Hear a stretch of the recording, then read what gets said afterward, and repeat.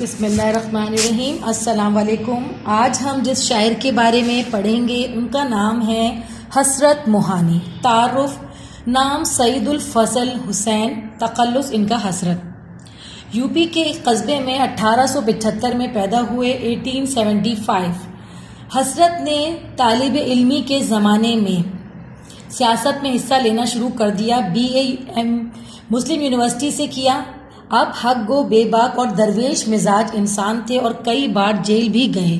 کلام کی خصوصیات: حسرت اپنے کلام کے بارے میں خود کہتے ہیں، لکھتا ہوں مرثیہ نہ قصیدہ نہ مثنوی، حسرت غزل ہے صرف میری جان عاشقان۔ وہ غزل کو غزل دیکھنا چاہتے تھے۔ وہ اس خیال کے مخالف تھے کہ اس میں فلسفہ اور حکمت کے موضوعات کو شامل کیا جائے۔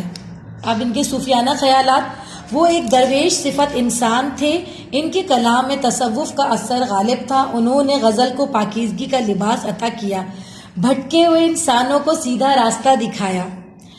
قومی جذبہ: حسرت موہانی ایک پکے مسلمان حب الوطن تھے۔ وہ انگریزوں کو پسند نہیں کرتے تھے۔ وہ چاہتے تھے کہ انگریز ہندوستان سے چلے جائیں۔